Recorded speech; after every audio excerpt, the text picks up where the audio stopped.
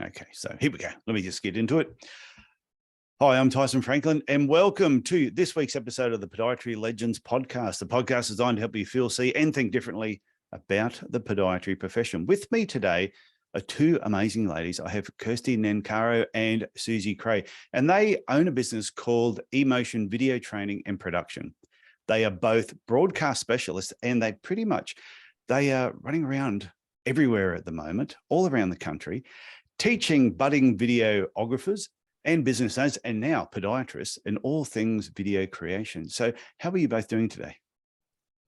Awesome. Thanks, Tyson. Great. Thank you, Tyson. Thanks for having us. No, and thank you for coming on here, because I have been harping on about video to podiatrists for a long period of time. And I thought, what better than to get someone on here who are video experts. And I've also done your one-day course. So I know from experience what you teach is really, really valuable and really easy. Easier than I thought it was going to be. Do you know why it's so easy? Because you're awesome? No. Mainly because we're all Martin Scorsese's, because we've got a phone in our pocket. Since 2006, Hollywood has been making movies on iPhones. So that was what? 12 years ago? No, yeah. 14 years ago, 16 years ago. My maths is crap, but many, many years ago. And, you know, today the size of videos that you can film is absolutely amazing. You just need a few little tips and techniques. Yeah. So are you saying, like, even in Hollywood, they're using iPhones to do a lot of the recording on? Steven Soderbergh has a goal to make a video or a movie a year on iPhone. So he just wants to show people it's not all of the pomp and ceremony of Hollywood. All you need is a phone and a few ideas on how to execute a good story. Well, that was the course that I did with you, was all about using your phone to create a video, but it was the structure on how it was put together that was really important. Yeah, so everyone's walking around with this technology in their pocket, but what the missing link is I guess, being potentially not aware of all of the amazing things that your phone can actually do in terms of video, and the fact that you can create the entire project on your phone. So one of the big barriers to people making videos has been doing it on a camera and then going, oh, well, I need to get it off the camera onto my computer, and I need to edit it on a program on my computer. And like myself, I've been guilty of this. You never get around to it. The fact that it's on your phone, you've recorded it on your phone, you can be anywhere in the world, the most remote place, and you could be editing your project together on the phone as a finished video with music, with titles, with transitions, all the fancy bits, and actually export it to the platforms that you want it on, whether it might be your website or your email newsletter or your Facebook or YouTube channel. You can do all that from your phone now, so that therefore the barriers are gone. So it's just about knowing how to film something that's, you know, in an engaging way that's going to keep people watching, because people have very short attention spans. When it comes to watching videos, I think the average watch is about 3 seconds, so you really have to grab people. So it is the whole education process of going, okay, well, what resonates with you as a viewer, and kind of bringing that into your own content so that you're getting to the people that you're trying to target, and you're doing it in a way that keeps them watching. And there's nothing worse than bad video. When someone stands in front of a camera and they're umming and ahhing before they get it out. And like you said, you've only got 3 seconds before, maybe 5. I'll hang around for probably 5 seconds to give someone a go, give them a chance. But if they haven't said something or really captured my attention fairly early on, you're right. You just click, I'll go on to the next video. There is one thing worse than bad video, and that's bad video with bad sound. So we're all hooked up on video. But if video has got audio that you can't hear clearly enough, you're not going to be engaged with the video. It may look absolutely fantastic. It may be set in a gorgeous location with some stunning model, but if you can't hear the person, what they're talking about, and it doesn't have captions per se, then you're not going to want to listen to the video.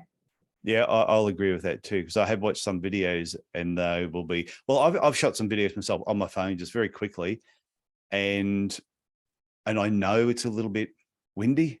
So I sort of pre-frame it beginning, go, I know it's a bit windy, and if this is affecting the sound, I apologize, but this video is only going to go for 60 seconds, put up with it.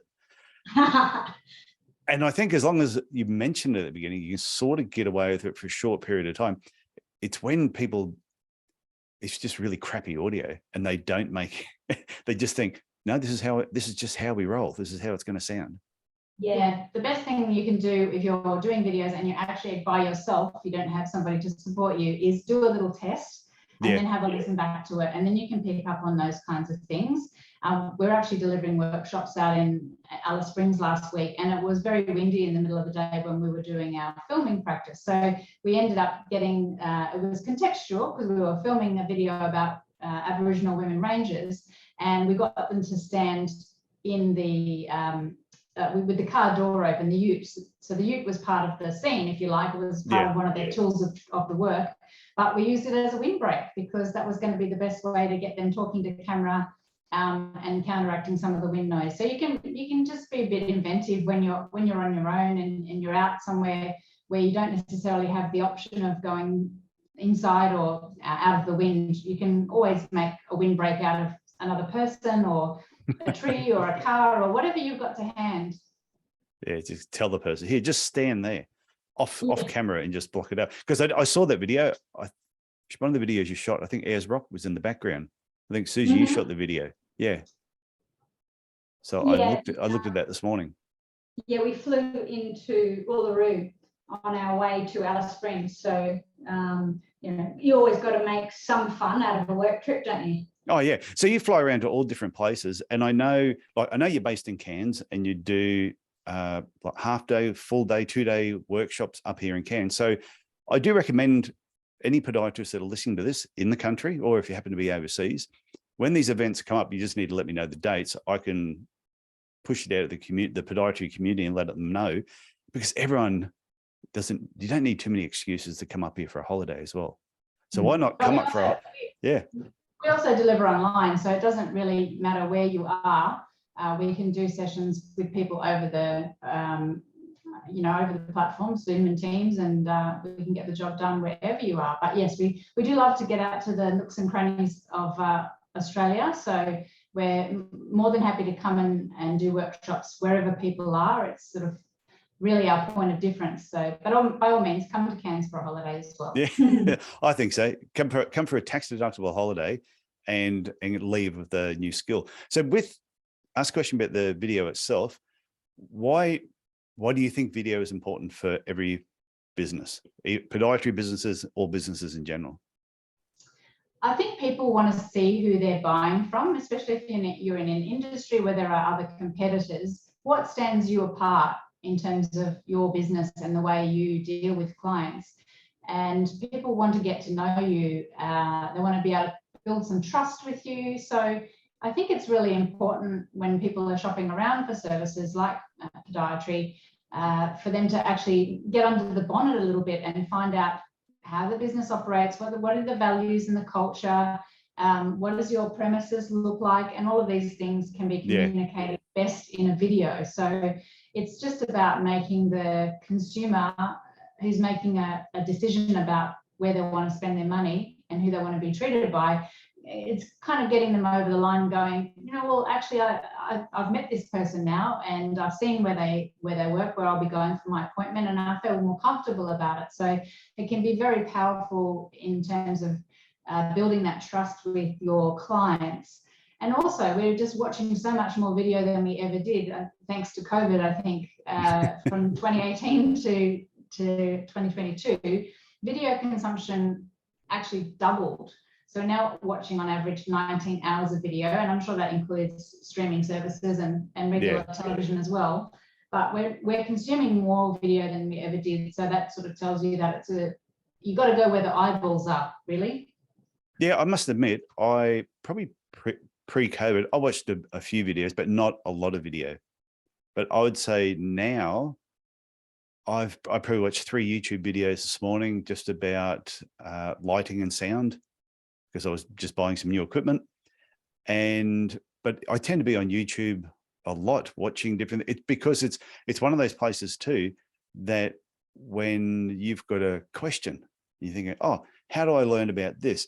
You know, if you type into YouTube, somebody has shot a video for it, and if they haven't, I'd be surprised. And I think that's where podiatrists should really be using their skills and talent and sharing that information. I did a strapping video 7 years ago, just before I sold my clinic. And it's a 90-second video. The sound is very ordinary. The lighting is not the best, but it was shot very quickly. And it's had 83,000 views. Fantastic. So people are hunting for information, which is why I think podiatrists need to really use it more. Yeah. So back to, there's nothing worse than a bad video. Yeah. Maybe it comes down to the content inside the video. Like, we've all been on Zoom calls over the past couple of years where the person that you're chatting to is way too blown out, or they're all the way down the very bottom of the screen, or their Look like husband Dickie has walked past in the background half naked. You know, it's like all these distracting things. Yeah. But if they're telling you something enthralling or educating and explaining things to you, you don't even see it. All you see is them talking to you and giving you value.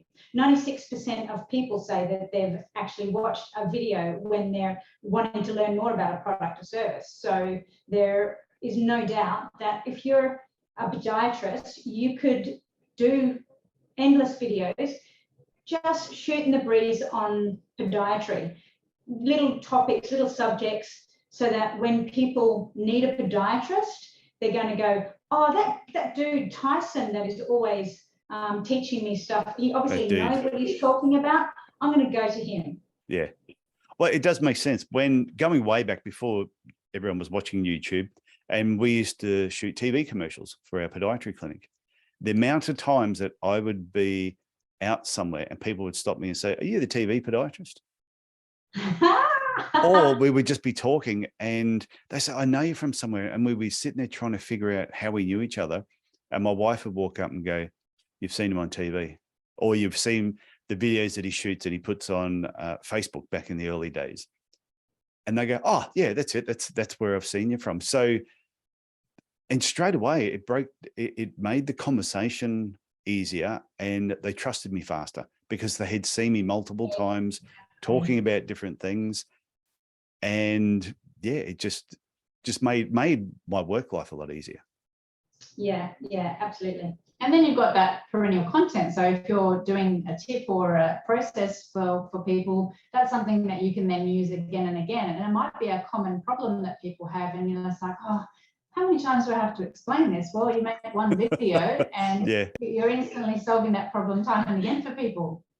One of the things I took away, the biggest thing I took away from your workshop when I did it, and I do recommend everybody does your workshop. I tell people all the time, and I'm not on commission, so I'm telling them because it was just good, is I used to have a fear of getting in front of a camera and talking. I was absolutely petrified.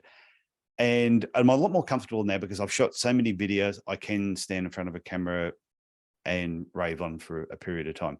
However, the thing I took away from your workshop more than anything else was writing the script, figuring out the shots you were going to use. And technically, you didn't need to be in front of the camera for very long at all. You could have your script there. You could be reading it because you're using that audio and going to put a different image over the top. And then all you had to do was just remember that one line, put the script down, look at the camera, and then pick your script back up and read again. So in a 60-second video, I'd be lucky if I was on there for 5 seconds. But it felt like when you watch the video back, you were there for the whole 60 seconds, but you weren't. That's right. That's what people need to learn how to do. Yeah, and that's your opportunity to maybe put some text on screen or show some photos or videos of the process that you're explaining. Show them around your clinic with other pictures, which we call overlay. So yeah, there doesn't need to be as much pressure the other bit of advice that we give people is, remember, it's not about you. Some people are like, oh, I don't want to be in front of the camera because it's not about me. And we sort of flip it and say, think about the fact that you're helping people. You're providing a service. You are assisting in some way, and you're just kind of a vehicle to information for people. And it becomes less intimidating when you think about it in those terms. So if you can think about just telling a story to one person, I used to think about this. It was probably some of the best advice I got when I was reading the news for ABC, was just think about telling the story to one person. Don't think about the fact that there might be 60,000 people out there right now who are listening to what you're saying and waiting for you to trip up. Think about the fact that, I'm just imparting a story to one person. And then that kind of tackles the nerves and helps you be a better storyteller as well. Yeah, and I think we're critics. We're our own worst critic. You see yourself on video for the first time if you haven't shot a lot of videos, and you look at yourself and you go, oh, I look and sound like a dickhead. It's just, everybody has that reaction. But then you can show the video to somebody else and go, oh, how's this look and sound? They go, oh, you look great. You sounded fine. And you're like, oh, I'm so, what's everyone going to think when I release this? And I think a lot of podiatrists, especially, they're concerned if they release a video, how are other podiatrists going to perceive what they said? And I think the important part, it's not about what they think, it's what do your patients think? What does the community think? If they're enjoying the information and they don't think you look silly, then you don't look silly. But it does take a little while. Even doing a podcast, when I used to hear my voice back, used to kill me. Probably still kill some people, but they're used to it now. 15 years of reading the news, I still don't like the sound of my voice. And your voice is fine. Mm. And I also have spent my career behind the camera and in the editing suite. So now having a business where I have to be the face of the business was super hard for me. I make videos by putting people in front of the camera in the past. Now I have to put myself in front of the camera. So I went through a 30-day challenge, like you may have heard about. I think you've done it yourself, Tyson, where every single day I made a video that was for nobody except myself. So there was no pressure that I would feel embarrassed by anybody else. I just be seeing myself on camera. So my chore was to get up in the morning when I look my prettiest and go straight into the bathroom and put the camera on me and brush my teeth with the camera on me, then go into the kitchen and start making the breakfast and coffee while the camera was on me. And I would talk to the camera like I was talking to a friend. And I did that for 30 days. Sometimes it was just a minute or two. Sometimes I got a little bit carried away and I went for 20 minutes. Is that when you shot the video on sharpening knives? No. That was a great video. Yeah, so with that one, I used to work in a knife store part-time, and I knew what I was doing because for 8 years I was telling people how to sharpen a knife. Yeah. And so the content was seamless in my head. It was a sales pitch, effectively. Teaching somebody how to create a nice sharp edge on a knife means I'd sell a knife sharpener. So I just put that into a video, and being in front of the camera was super easy because I didn't need to worry about the content. I was just talking like I was talking to a customer. And Suzie shot that completely by herself on her phone and edited it on the phone as well. So that is a video that is achievable for anybody because, send me the link to that video and I'll put that in my show notes, because I thought that was, not only is it a very useful video if you want to learn how to sharpen knives, but it was so natural. But sorry, I interrupted you because you were talking about your 30 video challenge that you were doing. Once you finished that 30 days, did you then go, oh, I'm now cool in front of a camera? You know what? I did. It sounds like a cliche. Do this 30-day challenge and you'll feel amazing afterwards.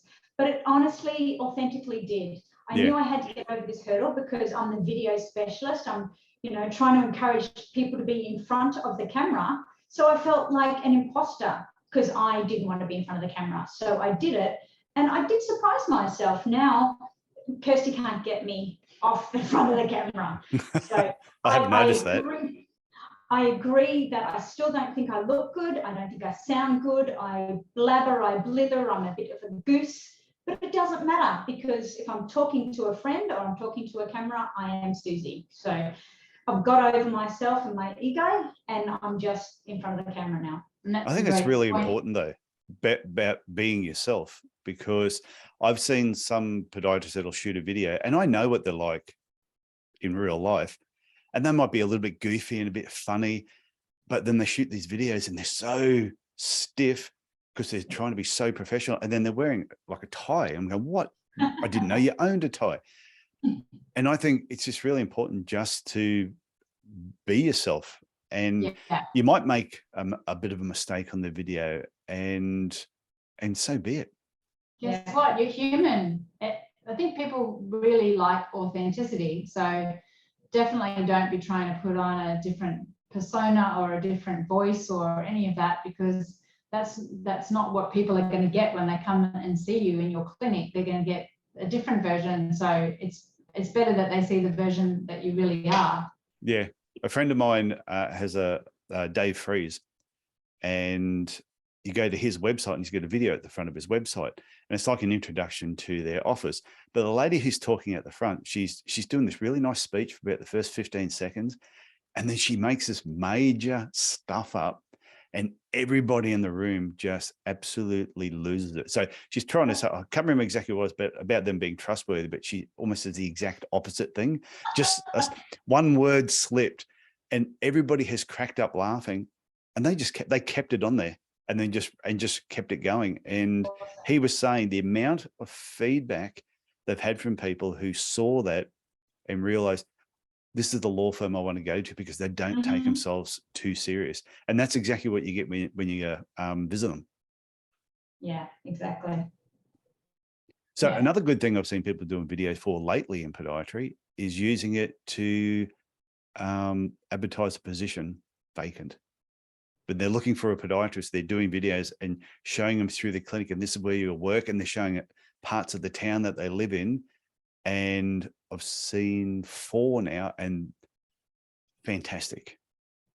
Yeah, and it's really our employees market for every industry at the moment. So I think it's a good way of trying to hook people in, because everybody is so desperate for staff. So once again, when you're shopping for staff, you want to kind of have that little edge over your competitors to say, actually, we're going to communicate very effectively that we are the employer of choice in this industry. I think it's really important, because you can write as much as you want in positions vacant, wherever they're advertising at the moment. And sometimes I've said to people, you read the ads, they're all the same. I said, anyone can say anything in an ad, but to actually put it in video and they'll be standing there backing up, this is what my clinic looks like, this is where you'd be working. I've seen some of the ads, and I just went, if I was looking for work, at least I know who you are. I know what I'm going to be working. I've seen the rest of the team. I've seen the area, and I would be sold on that more than, doesn't matter what you write down, just in text. And the other benefit for the company, for the podiatrist company themselves, is you're not just selling your business to a prospective employee, but you're getting the employee that you want. Yeah. Because you don't want the best employee out there. You want the employee that is going to suit the rest of the team. And if they can't see what the rest of the team and the location is like, they might not like it, and you're employing a superstar podiatrist that just doesn't gel. So having everything on video, they're going to see it. They're going to go, I want to work there. And then you can say, okay, this person wants to work here. Let's now interview them and see whether they are a good fit. Yeah, I agree. I was at an event in Arizona, and one of the guys that did a lot of the training over the 4 days was a CIA field operative. And he was taking us through all these things that the CIA do when they're picking someone to come and work with them. And he said, sometimes you might watch, The Bourne Identity, and you think every spy is just super smart and can do absolutely everything. And he said, and that's not really the case. He said, we're just good at a particular skill, but that skill has got to match what they're looking for right there and then. And I think that's what happens when people see videos of a business. Straight away, they can see whether they're going to be a good fit or their skill set is actually going to match that business. Yeah. Yeah. So it saves a lot of time. Hey, if people want to, let's get it out of the way now. If people want to reach out to you and contact you, what is your email address, best contact details? I will put it in the show notes as well. Email address is info@emotionvideo.com.au. Our website's the same, emotionvideo.com.au. And across all of the socials, it's Emotion Video AU. And then for YouTube, Emotion Video Training and Production. Okay. YouTube, by the way, soon will be having handles, just like all of the social media platforms. So we'll soon, if you're listening to this podcast in about 12 months' time, then we'll most probably be Emotion Video AU. Okay, what, the @Emotion Video AU? Exactly, yeah. So right this very week, at the end of this week, I think the 31st, that's next Monday, YouTube is releasing the opportunity for everybody to have the handle so that when you get onto YouTube, you can just you can search that similar handle that you've got on all your other social media platforms. Okay, yeah, I did read some. Oh, actually, I got an email the other day that said that this was actually happening, but it was one of those things I went, I'll read that later. Now, I realized I need to read that today. So you can't take action on it today, but you get another email saying it's time that you are able to do it. Yeah. So yeah, if you do want to subscribe to our YouTube channel, there are lots of tips, videos that are going up there, and you can see what we're up to in terms of the workshops and see some testimonials from others who've done the workshops. And also our videography work. So we are professional videographers as well, but our passion is really passing on their skills to people, because we think everyone's got the capacity to film these great videos for themselves, and it's just a matter of having those few extra little tips to get them over the line. Yeah. Well, there were a lot of, when I did the workshop with you, there were a lot of little tips just about, like the shot, setting the shot up, but then also how you were coming into that shot and then how you were leaving that shot, which then blended onto the next shot. And when something was close and when something was a little bit further away, and we just putting them all together just made a video that would normally be quite flat and boring, actually turned into something that just had a higher production sort of value to it. To share with everyone, the number one tip that people tell us they take away from our workshops is 3 words: wide, mid, close. So to make a video go from boring to interesting, if you use those 3 shots, then you make a very dynamic video. So let me talk it out for you. If you're sitting in a desk, maybe not. If you're sitting in a park on a bench, your wide shot would be the person sitting on the bench in just the corner of your shot with the trees and the sky and the beautiful park all in the one shot. So that would be your wide shot. And then your mid shot would be the person on the bench filling up the whole shot. So you've got the entire bench in your camera frame and the person in the camera frame. And then the close-up would be their face, seeing what kind of emotion they're feeling in this beautiful outdoor area. So that shows the context of where you're at, what is happening, and how we're feeling. So bring it down to podiatry. You could have yourself in a room full screen from, hips to the top of your head. And then you could be doing a torso to your head shot and then showing your face close up if you're talking to camera, or, a whole leg and then the foot and then, close up at the part of the foot that you're talking about at that time. Yeah. And you don't need 3 cameras to be doing this. You just got to plan out what you want to do. Use the same camera just to set up the shots. But this is when you then put your audio over the top of what those shots are. Because you don't need to be talking in every one of those shots. Yeah. Well, it's kind of like a voiceover. Yeah. Many people think you've got to record a voiceover with black video and it's just an audio track. But why not simplify things and just hit record on your phone and talk into your phone with it facing you, so that if you want to put your head in there, you can. But if you don't want to, you don't have to. Yeah. And that's the part that I like. That's the thing I really like for people. If you're scared to be in front of a camera, is just narrate the whole thing, record the audio, and then just go and find the picture, the little shots and images that you want to do, and the angles, wide, what do you call it? Wide, mid, Close. and close. Yeah. So you do all those shots and then just put it together as the story it unfolds and you're telling it. And of course, the old age modern question of which way do you hold your phone? Do you hold it in portrait mode or do you hold it in landscape mode? Well, landscape, I hope. Landscape is definitely the default best option. Definitely. If you don't have a clue what you're filming this for, or if it's going to be for many different platforms, if it's going to be for TikTok or your stories and reels, which is pretty much a TikTok on Instagram and Facebook, then you may want to hold the phone in portrait mode.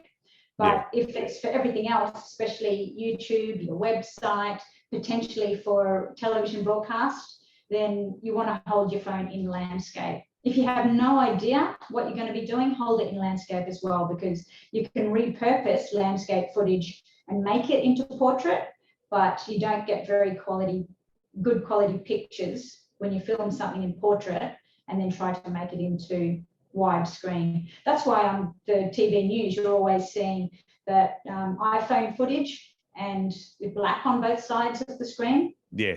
Because, the person gave the television station iPhone footage with it on portrait mode. And because we are all carrying phones around and we normally hold them that way, 9 times out of 10, when people go to film something, they'll automatically do it in portrait mode.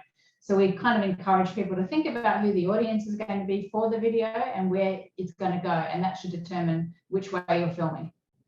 Yeah, it's really funny because when I was shooting on my videos for the 365-hour mental and physical challenge that I did a couple of years ago, when I was walking, I actually held my phone like that. Excellent. Landscape. Well done. Yeah, landscape, because I could find it was easier to push the button and do that. One thing I had to do, now people won't see this on the video, but initially I was holding it. I'll show you how I was holding it. And I had to, I can't do it now, different size phone. But the way that I was actually holding the phone was quite rude. My finger was like this on the other side. And then I'm walking down the street like that and people sort of give me a really weird look. And then all of a sudden I realized, I'm flipping everyone the bird with my phone as I'm going past. So I decided. And you're filming people's reactions. Yeah. So it was, I had to be very careful. But I did it that way because it was easier to press the record button than it was trying to hold the phone up this way. So, but it's true. It depends what you're going to use the video for. Yeah. And did you say, like, where this is a podcast we're doing now, but we are also recording the video. So if people want to go to my YouTube channel, just look for Tyson E. Franklin, Podiatry Business Coach, and you'll find it there. But you're going to show us a video. You were going to play a video for me? Yeah. The example we were talking about, your wide, mid, close. We want to show you a video not using wide, mid, close. Yeah. And I can, over the top of this, I'll just let people know, if you're watching the podcast, if you're listening to the podcast, this will have no impact on you whatsoever, but it will be funny. But if you want to, you can then go and check out the video. So this is just the one shot. Yeah, so this is making a coffee, and just the one shot, which could be classified as a mid shot. And kind of in real time. So we all know how long it takes to make a coffee. It's a couple of minutes. So this is all mid shot? Yes, so this is all mid shot. There are 2 different angles there with 2 different phones, but if you were shooting it by yourself, you'd probably just set up the one phone. I don't know about you, but I'm ready to switch off now. We haven't even made it to 30 seconds yet. Yeah, because it's pretty boring, isn't it?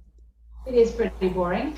So just to show you the difference that these variety of shots can make, the wide, mid, close, and also a bit of music and cutting things down in the editing time. We don't need to see the entire coffee making process. We all know how one is made, so we don't need to be there for the entire thing.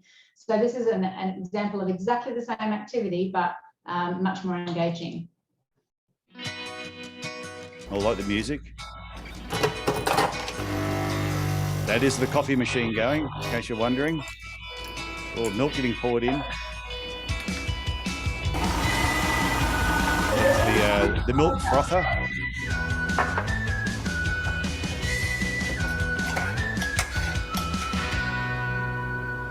You look like you needed that coffee too. Yeah, so you can smell the coffee. You can smell the coffee in the second video, can't you? You kind of take in there. You're having this intimate experience with the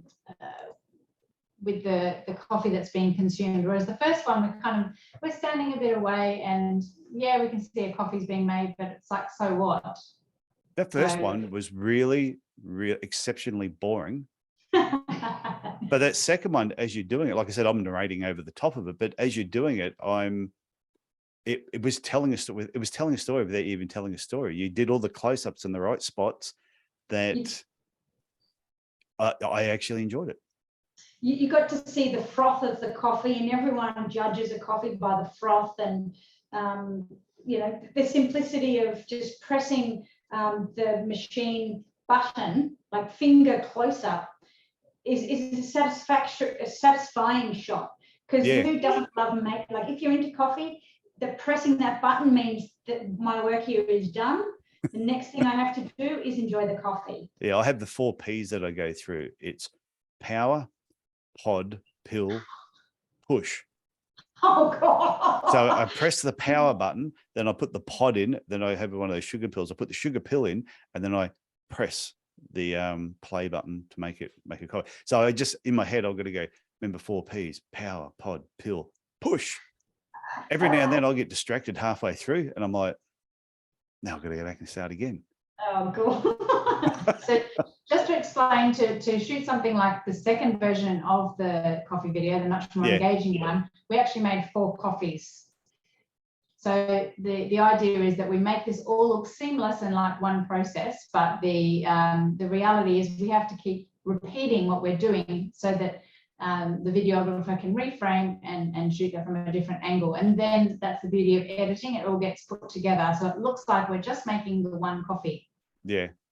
Well, I probably told you already, and I know I've mentioned on the podcast before, but I was in a short film December last year. It's the same thing. It's just you're doing the same shot, but the amount of takes we did it just in slightly different angles, so that when they put it all together, it was more engaging than they could have just shot the one angle that whole time. And that's what makes movies great, is the wide, the mid, and the close-ups. Yeah, absolutely. And that's the difference between a good movie and a bad movie. Absolutely. It is pretty much comes down to the filming and what they do with it.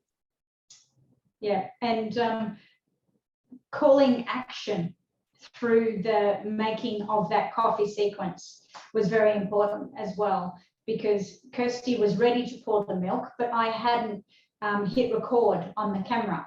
Yeah. So if we were saying, okay, ready, and she's like, what, you're ready to hit record, or you're ready for me to pour the milk?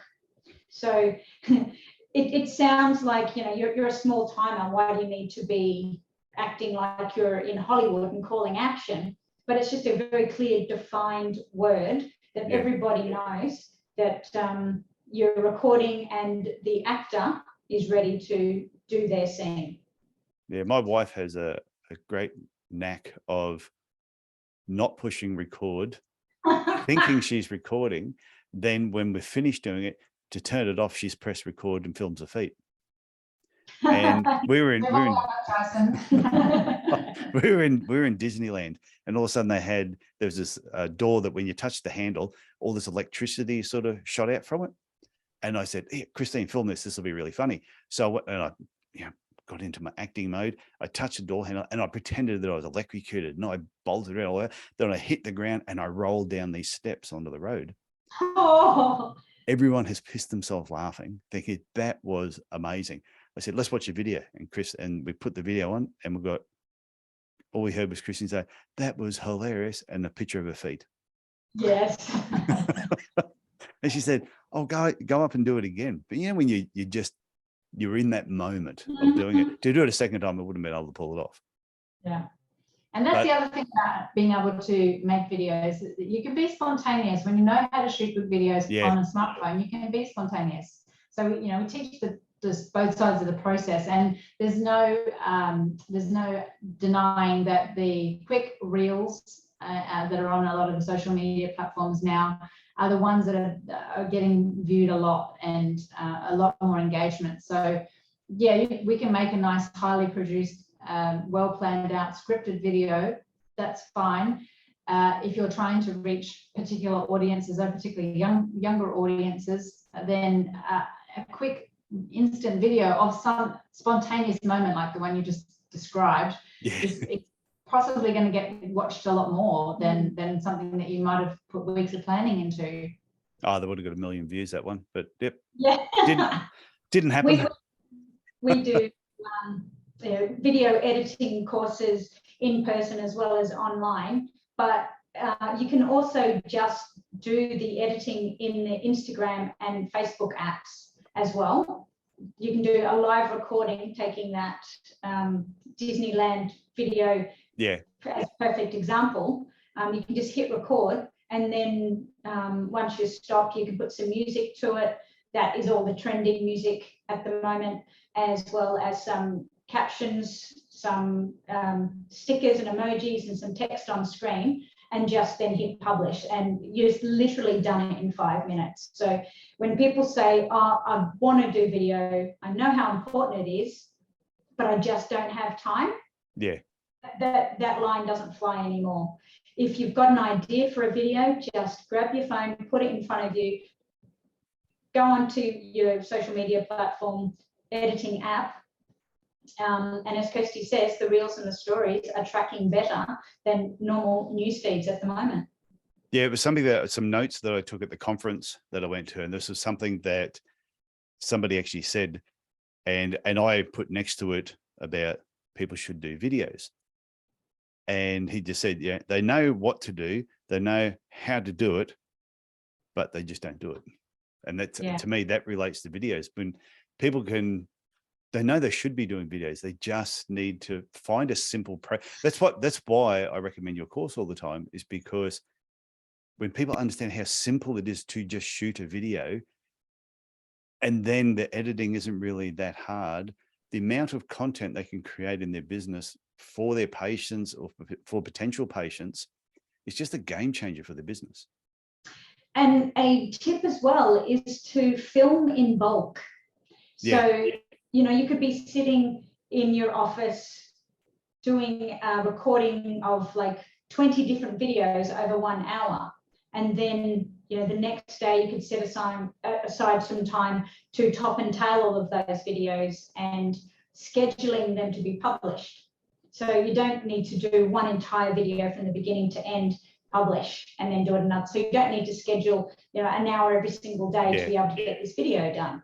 So do it all in bulk, each stage of it. Sit down, write some content ideas, flesh outs. You don't need to have the exact script. You can just have some dot point notes. You know the topics. You know what you're going to talk about. You do it all the time with your clients. Just pretend you're talking to a client on one particular tiny topic, and then move on to the next one. You don't even have to stop recording if you don't want to as well. So you've got one big long clip. And there's so many free apps for your desktop or for your smartphone as well to be able to edit directly. So, there's really no excuse these days. Yeah, well, that's what I've done when I've shot some of my videos when I was editing. Most of my videos I shoot, I'm a one-take wonder, and I just post them. I don't edit anything. I just throw it up there. But when I'm doing a video that's a little bit more detailed, I will start recording it. And if I stuff it up, I just go, damn it. I just go, and I just start again. And I do exactly the same with the podcast. There's a lot of times if I'm doing when I was doing solo episodes, I would say something wrong and I just go, pause, go again. And I just hit the section to just tell me that's where I had to go back and edit it. But once I go through it, you just cut out the parts that you bugger up. it's so much easier than stopping and starting all the time too. Definitely, yeah. So because I know we've been talking for about 45 minutes. Are there any programs that you recommend people should put on their phones immediately and play around with them to just start getting the hang of it until they come and do the course either face-to-face up here in Cairns? And if they come up to Cairns and do it face-to-face with you, then I can catch up and have burgers with them afterwards. Absolutely. And if they do that, we'll get a couple of their videos done and dusted before they finish the end of the class at the end of the day. So it's not just about learning, but it's also about creating content for you to walk away with. So that's the most important thing. But we could have a special podiatry. I was actually thinking about that a while ago, is actually doing like a marketing weekend, but have you come in and actually teach a video on one of those days. So that still might be an idea. Absolutely. Yeah, we're going to be doing something similar for veterinary surgery staff shortly. So going to be empowering the whole team to have enough skills to go away and do something quickly for their practice, and then we'll have lots of video opportunities, I'm sure. So the apps that people can download now, there's a couple of ones with that we've been using in our course, and of course they change all the time. So we've taught with about 5 or 6 apps since we started these workshops 3 years ago, because technology is changing all the time, and apps are getting better and better. So we try and embrace the apps that are going to be most likely to be used and downloaded by everybody, but also with great features. So the two apps that we've been using most recently are called CapCut, 2 words, CAPCUT, and the other one is VLLO, which when you go and search for it in the App Store, has got a pink fish on it as the symbol. Of course. So these are both. If you learn editing on one app, there's generally a lot of things that transfer to the other app. So don't worry if you start learning on something and then the course is taught in something else, because the fundamentals are the same. Yeah. I've worked that out with a lot of programs. Is once you understand how to do one thing, it might be a few buttons might be moved around, but overall it's the same concept. And they're adding more and more phenomenal things to these apps all the time. Great green screen stuff, so you can be in some place and then you look like you're in the middle of the African desert. Or Suzie found a little widget in the app the other day that removed the people like they were dust and turned, just faded into thin air. They're just incredibly versatile things that we've and these are free programs as well. Yes. Well, CapCut is free. Yeah. VLLO is around $20 for a 12-month subscription. So or maybe $50 for lifetime. Yeah, exactly. Yeah. And I always say that to podiatrists too. If you can't afford, because there's a lot of programs that I will use, and it might be $100 a year, might be Canva or something like that.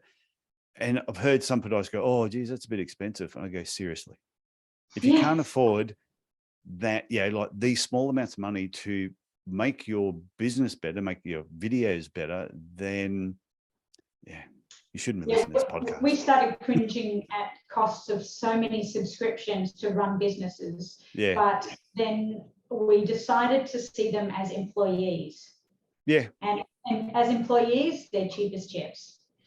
And if you think about it, video production is expensive. The average is about $1,000 for a minute of edited video. So if you think about all of that money that you could save not getting a professional videography company in, the maths is pretty good. Yeah, and it's also too, you might find as the business owner, you may not have an interest in video. You might know that your business needs it, but is there somebody else in your team that loves video and can do things? Like my daughter, for example, we could go out for the day, and before we come home late that afternoon, before we've even had dinner, she's put a video together of her whole day. She goes, "Oh, what do you think of this?" And I watch it and I just go, "My God, that is so good." So if you don't like doing video yourself, you might have an employee, or you might have a child that you can just give all the footage and say, "This is what I want to do," and they can just put it together for you. Make them earn their keep. I asked my daughter to do it, but she wanted to charge me. I said, I put a roof over your head. She goes, I'm still going to charge you. But it's, and we ended up not working together because we had creative differences. So, but I like I like messing around with the video myself. So have you got any final tips or anything you'd like to say before we finish up? Because I know you, like you said, you are doing workshops live. You are going to be doing them online. People can go to your website, which you can mention again, which is emotionvideo.com.au. Correct. Yes. So all the information will be on there. Absolutely. You can see all about our different workshops and our production side of the business as well. You can have a look at some of the projects that we've worked on, and you can most importantly reach out to us via there. There's also some free resources on the website as well. So the idea of being able to get appropriate gear. People think equipment is they don't have the right equipment for videography. I mean, at the end of the day, the only thing you really need is your smartphone. But we do have a gear list that's available on the website to download for free, which will give you some really low cost options for things like microphones, lights, and tripods. So these three things can make a huge difference to the quality of your videos. So, you know, for an investment of, you know, a couple of $100, you can probably take your video from looking amateurish to very professional. Yeah, I've just bought some new stuff. I'll tell you about it when I stop recording, because I've just bought some new stuff, which I'm very excited about. So I want to thank you. What was that? Were you going to say something again? I was just going to say shiny things. Yes, yeah, it is a little bit like that. It's something I don't make decisions really quickly. I look at stuff and then that's why I was on YouTube looking at the comparing different products between this product and that product. And then when you do that, then you go down a rabbit hole and you end up watching so many videos. But it's only once I've done all that I'll make a decision. Yes, I'm going to use that, and this is how it's going to help me do better video, better audio as well. There's a fantastic video on my YouTube channel of Suzie actually unboxing our latest tripod that we are using, which is very affordable. So if people are looking for equipment, then there's a bit of an explanation about a tripod that we love on there as well. Yeah, because like you, I take a long time to decide. I need it to be a great price, great product, and it's going to last a long time. Yeah. Yeah, and it's one of those things that there's so much equipment out there, and I think it's really helpful to get advice from people that are actually doing it. Because otherwise you can buy equipment that's just going to sit there and never get used. And I must admit, I have a lot of equipment sitting around that doesn't get used because I made a rash decision. I bought it thinking maybe used it once or twice, and I think I should have waited and got something else. So Kirsty and Suzie, I want to thank you for coming on the Podiatry Legends podcast and sharing your knowledge. And I hope the podiatrists listening to this actually take some action. And I will talk to you as well about maybe we do something in 2023 and get a pile of podiatrists up here all at one time. That would be fun. Absolutely. Sounds amazing. Videos will be a little bit, the videos will be a little bit crazy, but they will be fun. So thank you very much. Thanks, Tyson. Thank you.